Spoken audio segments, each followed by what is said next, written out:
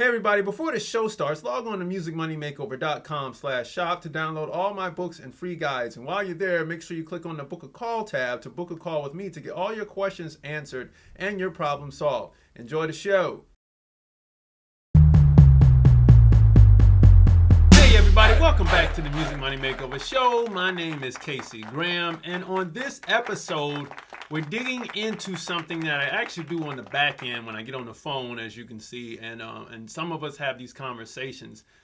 This episode and the next episode coming after this, you'll find that I'm going to dig into some things that are going on in the music industry that some of you all requested about what's going to happen next, what's going to happen next after this whole thing, and what should we be looking forward to 2020 and beyond. And so I'm going to dig into some of that. Now, this episode, we're going to focus on superfans and the microeconomy that comes with it, right? Superfans, that phrase is not new. It's been around for about 10 years, okay? Because as the music streaming economy began to suck revenue from the artist, we then see a quick Band-Aid fix on how we can get more money from the fans, all right? And so this whole thing comes about superfans, getting your 1,000 fans, if you will, to give you the brunt of the money that you actually need to survive on the road or in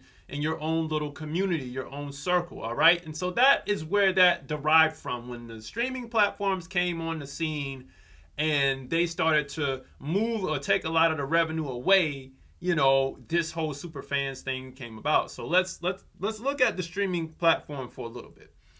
So on the streaming platform, Spotify, Apple Music, Tidal, whatever, you name it, right? We have a bunch of people that's listening to music, and more creators are getting heard more so now than ever, all right? But this only lines the pockets of the rights holders, and especially if you're on a major label, it will help them if you have a vast catalog. If you don't have a vast catalog, it doesn't really help you. Though you will get more viewers or listeners on your material, it doesn't equate to more dollars, and therefore that's when the whole superfan thing kicked in. So now that we have a song model right here for the streaming platforms, the rights holders, we need a song economy for the rights holders and the streaming economy and the streaming platforms. We need an economy for the superfans. Now, this has worked through websites like Bandcamp, Gumroad, Shopify, you name it, any e-commerce place where you can sell something to the fan, or like a subscription service like Patreon or OnlyFans, because it used to be about other arts other than what it is now or what it's known for now, right? We had these subscription services all over the place. Everything was just all over the place, and this is now becoming the focus or the focal point of where artists, creators now will make the bulk of their money so that they can live and continue to create art. The whole point of creating a micro economy for the fans or having a super fans is so that your streaming service does not have to become the only player in town. You want them to kind of become the alternative. Now, all this data is coming from Media. It's a research company out of the UK who, if you really delve in deep to the music industry, you'll find that this company gives you some of the most accurate research data and projections out there that you can have, and you can watch. I mean, you can find this article at the link below this video. I'll post the link to the website, and then you can go and grab this material that I'm looking at. But microeconomies, micro-fan economies, super fan economies.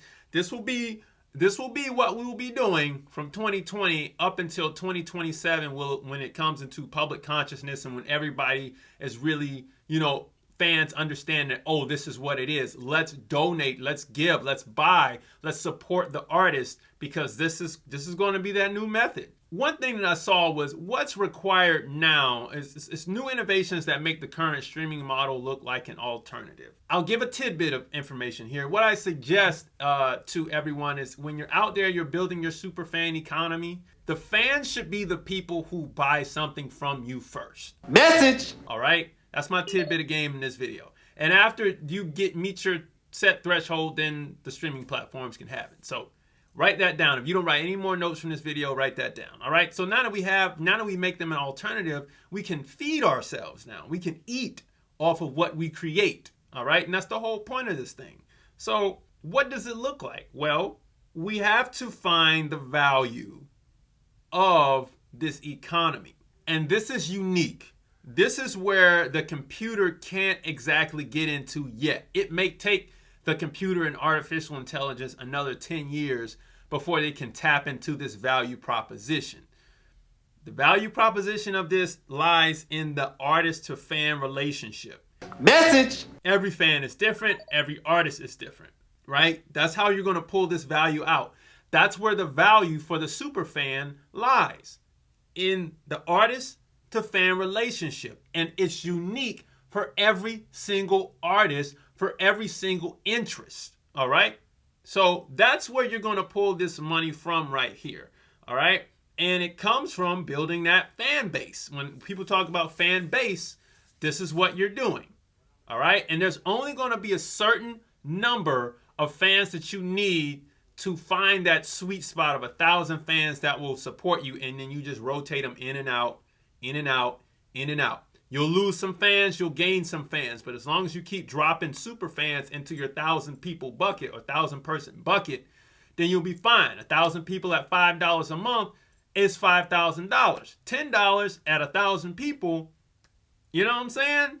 $10,000. So this is how we're going to now build money or build capital so that you can continue to make greater content and you can have a bigger platform for yourself. All right. So this is from media research out of the UK. This is what they're looking at. And from 2020 to 2027, this is their projections on how we can solve the future of artists not being able to eat. All right. This is why I do this channel. I'm about this. If I can find a way for artists to eat, I'm going to talk about it. All right. I might not talk about everything on air because certain things we got to build. I got to build certain things with with you all, the artists. When you all give me a call and we get on calls, we have to do that.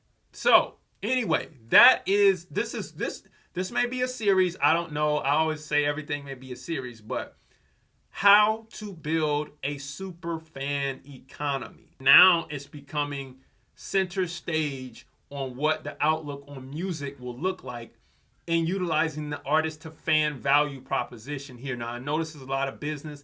This probably won't get a lot of views, but this is strictly for the people who actually want to watch this and get knowledge from it. Artist to fan relationship is where you're going to pull that value proposition from. All right. Excuse me, somebody's outside my window cutting grass. So anyway, hey, look, I will see you all on the next episode. All right. Peace. Everybody, thanks for watching the show. Make sure you log on to musicmoneymakeover.com/shop to download all my books and free guides. And while you're there, click on the Book a Call tab to book a call with me to get all your questions answered and problems solved. I'll see you all soon.